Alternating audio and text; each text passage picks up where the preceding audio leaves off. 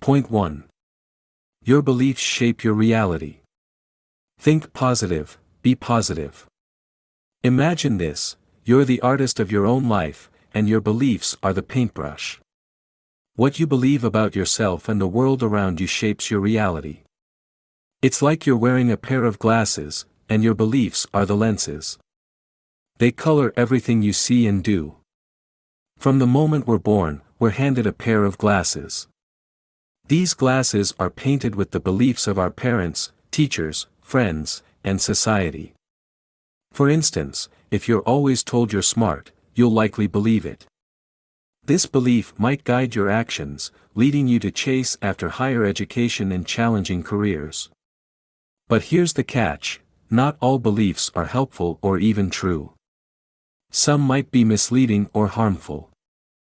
They can act like a cage, limiting what we think we can do or be. The good news is, these beliefs aren't set in stone. They're like agreements we've made with ourselves, based on the information we've been given. If we want to change our reality, we need to change these agreements. It's not easy, as these beliefs are deeply rooted in our minds. But it's possible. Every time we challenge and change a belief, we reclaim the power we used to create that belief. We can then use this power to challenge and change other beliefs. It's like breaking old contracts and signing new ones. It's a journey towards personal freedom. In this journey, there are 4 new agreements we can make to replace our old, limiting beliefs. These agreements are like a roadmap, guiding us to break free from the constraints of our past beliefs and create a new, empowering reality for ourselves. In a nutshell, our beliefs shape our reality. If we want to change our reality, we need to change our beliefs. It takes courage, determination, and a readiness to challenge the norm. But the reward is a life of personal freedom and empowerment. So, grab your paintbrush and start painting your own reality. Point 2. Words are powerful. Speak truthfully and kindly. Let's talk about a powerful principle: be impeccable with your words. This idea is all about the strength of our words and how they can shape our world and the world of those around us. First, let's unpack the word impeccable. It comes from a Latin word, impeccabilis, which means without sin. Now, we're not talking about sin in a religious sense here. Instead, think of sin as anything that goes against who you truly are. For example, if you're always criticizing yourself, you're sinning against yourself because you're not accepting yourself as you are. So, what does it mean to be impeccable with your words? It's all about using your words to spread positivity and self-acceptance, for you and for others. It's about taking responsibility for what you say and understanding the impact of your words. It's recognizing that your words can build or break, heal or hurt, lift up or pull down. Let's say you're always telling yourself that you're not good enough. That's not being impeccable with your words. You're using them to hurt yourself, to create a world where you feel less than. But if you focus on your strengths and abilities, you're using your words to create a positive world for yourself. The same goes for how you talk to others. If you're using harsh or negative words, you're not just potentially hurting them, you're also hurting yourself because those words reflect on you and who you are. There's a story that really brings this home. A tired, frustrated mother tells her daughter that she has an ugly voice. The daughter believes her mother and stops singing. She becomes shy and withdrawn. Those words, spoken in a moment of frustration, had a huge impact on the daughter's self-esteem and how she saw herself. This story shows just how powerful words can be and why it's so important to be impeccable with them. So, to wrap up, being impeccable with your words is about using them responsibly and positively. It's about realizing that your words can shape your world and the world of those around you. It's about using your words to build, not break, to create, not destroy. It's about speaking honestly, saying only what you mean, and using your words to move towards truth and love. Point 3. Don't take things to heart. People's actions reflect their own issues. Never take anything personally is a golden rule that can set you free. It's all about realizing that what people say or do is a reflection of their own world, not yours. Let's paint a picture. You're strolling down the street and out of nowhere, a stranger shouts, "You're stupid." It stings, right? But here's the thing, this insult is more about them than you. They don't know you or what you're capable of. They're speaking from their own viewpoint, shaped by their own life experiences and beliefs. Their harsh words are a mirror of their own feelings and insecurities, not a factual statement about your intelligence. And it's not just the negative stuff. Even when someone showers you with praise, saying you're a fantastic speaker, it doesn't necessarily mean you're the next Martin Luther King Jr. It simply means your words struck a chord with them, maybe because of their own experiences or beliefs. Someone else might hear the same speech and think it's just okay. Again, it's about their perspective, not a final verdict on your public speaking skills. This rule doesn't just apply to others, but to you too. Your mind might whisper that you're not good enough or that you're a failure. But remember, these thoughts aren't necessarily the truth. They're based on the information your mind has, which could be biased or incomplete. Just like you shouldn't take others' words to heart, you shouldn't let your own negative self-talk get to you either. By not taking anything personally, you liberate yourself from the need to depend on others' opinions for your self-worth. You realize that your value isn't determined by what others think of you. This can lead to a boost in self-confidence and personal freedom. So, in a nutshell, never take anything personally, is about understanding that people's words and actions are a reflection of their own world, not yours. By embracing this rule, you can free yourself from the sway of others' opinions and build a stronger sense of self-worth. Point 4. Avoid assumptions.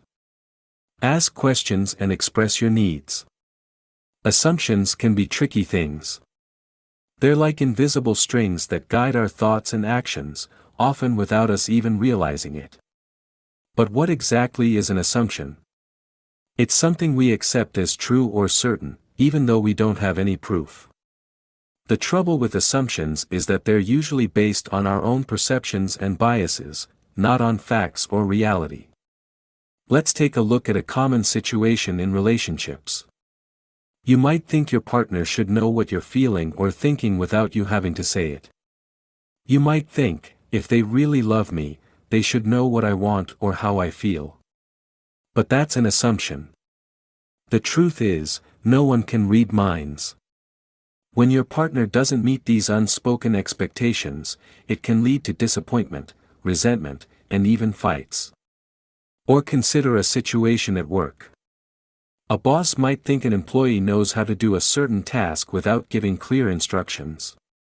When the task isn't done right, the boss might get frustrated and the employee might feel unfairly criticized. This could have been avoided if the boss hadn't made the assumption and had given clear instructions instead. Assumptions can also lead to stereotypes and prejudices. For example, thinking that all people from a certain race, religion, or country act a certain way can lead to discrimination and unfair treatment. So, what's the solution? Don't make assumptions. Instead, try to understand, ask questions, and communicate clearly. By doing this, you can avoid misunderstandings, conflicts, and emotional distress. You can build stronger relationships based on understanding and respect, not assumptions and prejudices. In short, don't make assumptions is a powerful principle that can lead to personal freedom. It encourages us to question our beliefs and perceptions, to seek understanding, and to communicate clearly. By living this principle, we can improve our relationships, reduce our stress, and live a more peaceful and fulfilling life. Point 5. Always give your best shot. It's about effort, not results.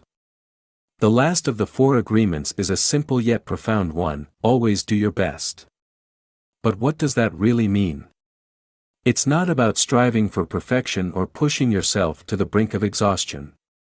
It's about giving your all, your 100%, to every task and situation you face, no matter how big or small.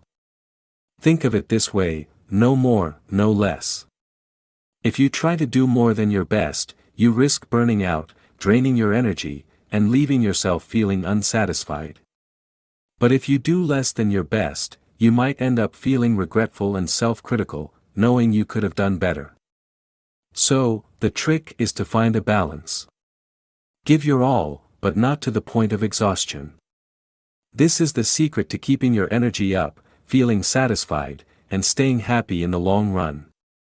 Now, let's talk about why you do what you do. A lot of people do things just for the reward or the end result, not because they enjoy the process or find it fulfilling. This can lead to frustration and dissatisfaction, especially when it comes to work. Instead, try to focus on doing what you love and what you're passionate about. When you do this, the rewards will come naturally. If you're stuck in a job or situation you don't like, think about whether you can find a way to love it, or if it's time to move on to something you truly enjoy. Love and passion are powerful motivators, and when they're the reason you're doing something, you're more likely to do your best. Making a habit of always doing your best can change your life. Start by promising yourself that you'll give your all in every situation. Over time, this promise will become a habit, and you'll find yourself naturally doing your best, without even having to think about it. This habit won't just lead to better results, but also to a greater sense of satisfaction and fulfillment in all areas of your life. Point 6. Break free from limiting beliefs. Choose empowering ones instead. In Don Miguel Ruiz's wisdom teachings, he talks about the idea of breaking old agreements. What does that mean? Let's simplify it. When we talk about agreements, we're referring to the beliefs, values, and rules we've absorbed over the years. These are often shaped during our early years by our parents, teachers, and society. For instance, you might have convinced yourself that you're terrible at public speaking because you were laughed at during a school presentation. Or maybe you've always believed that you should put others' needs before your own because that's what you saw in your family. But here's the thing, not all these agreements are good for us. Some of them hold us back, stop us from being happy, and trap us in unhealthy behaviors. These are the old agreements that Ruiz urges us to break. So, how do we break these old agreements? First, we need to be aware. We need to realize that we're not free because we're tied down by these limiting beliefs. It's like realizing we're in a cage. Only when we see the bars can we start figuring out how to escape. Next, we need to master transformation. This means understanding what changes we need to make and how to make them. For example, if you believe you're bad at public speaking, you might need to challenge this belief by joining a public speaking club or taking a course. You might also need to be kinder to yourself and remember that everyone messes up and it's okay to be imperfect. The last step is intent. This is the inner drive or motivation that pushes us to make the necessary changes.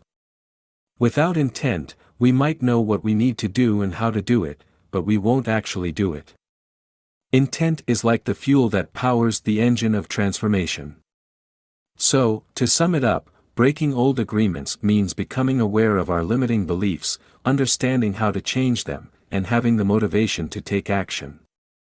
This process can be tough and uncomfortable, but it's also freeing and empowering. By breaking our old agreements, we can make new ones that support our growth, happiness, and freedom. Point 7. Conclusion. Living a life of freedom and peace is within your grasp. It begins with understanding and implementing the 4 agreements into your daily life. Be impeccable with your word, and let honesty and integrity guide your speech. Don't take anything personally, others' actions and words are a reflection of their reality, not yours. Avoid making assumptions, as they often lead to misunderstandings and unnecessary conflicts. Always do your best, understanding that your best will vary from moment to moment.